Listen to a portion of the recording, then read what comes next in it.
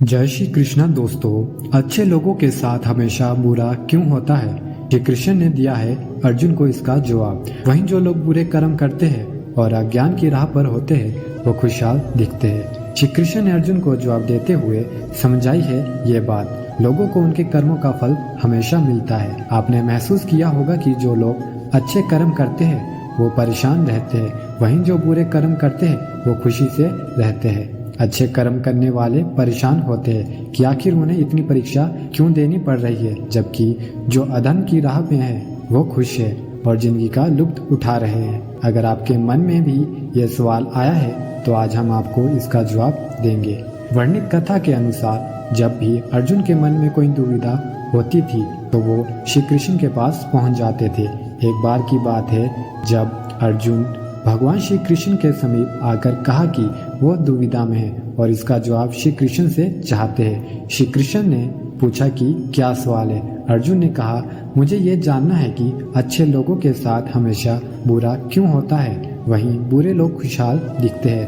अर्जुन के मुंह से ऐसी बातें सुनकर श्री कृष्ण मुस्कुराए और कहा, मनुष्य जैसा सोचता है और महसूस करता है वैसा कुछ नहीं होता, बल्कि अज्ञानता की वजह से वो सच्चाई नहीं समझ पाता है। अर्जुन उनकी ये बात समझ नहीं पाए। श्री कृष्ण ने अर्जुन से कहा, पार्थ मैं तुम्हें एक कथा सुनाता हूँ, उसे सुनकर तुम समझ जाओगे कि हर प्राणी को उसके कर्म के हिसाब से ही फल मिलता है। प्रकृति हर किसी को अपनी राह चुनने का मौका देती है। अब वो मनुष्य की इच्छा पर निर्भर करता है कि उसे धर्म की राह चुननी है या अधर्म की। कथा शुरू करते हुए श्री कृष्ण ने कहा, एक नगर में दो पुरुष रहा करते थे। एक पुरुष व्यापारी था जिसके जीवन में धर्म की बहुत महत्ता थी। वो पूजा पाठ में यकीन रखता था। वो हर रोज मंदिर जाता था और दान धर्म भी करता था। वो हर रोज भगवान की पूजा करता था। वहीं दूसरा पुरुष बिल्कुल विपरीत था। वह हर रोज मंदिर तो जाता था लेकिन पूजा करना नहीं, बल्कि मंदिर के बाहर से जूते चप्पल चुराने। उसे दान और धर्म से कोई लेना देना नहीं था। समय बीतता गया और एक दिन बहुत जोर की बारिश हो रही थी। इस वजह से मंदिर में पुजारी के अलावा कोई नहीं था। ये बात जब दूसरे पुरुष को पता चली तो उसने कहा कि यह सही मौका है मंदिर का धन चुराने का।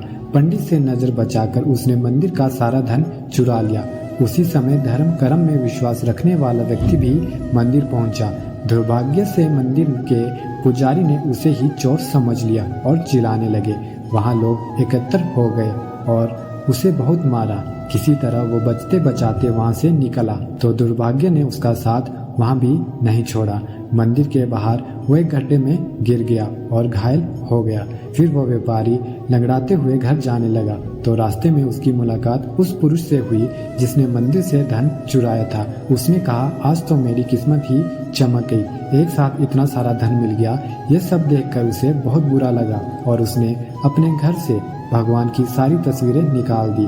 कुछ सालों बाद दोनों की पुरुषों की मृत्यु हो गई। मरने के बाद जब दोनों यमराज की सभा में पहुंचे और भले पुरुष ने दूसरे व्यक्ति को देखा तो उसे बहुत गुस्सा आया। उसने क्रोधित होकर यमराज से पूछ ही लिया, मैं तो हमेशा अच्छे कर्म करता था, दान में विश्वास रखता था, उसके बदले जीवन भर मुझे अपमान और दर्द ही मिला और इस व्यक्ति को नोटों से भरी पोटली। आखिर ऐसा भेदभाव क्यों? इस पर यमराज ने कहा, पुत्र तुम गलत समझ रहे हो।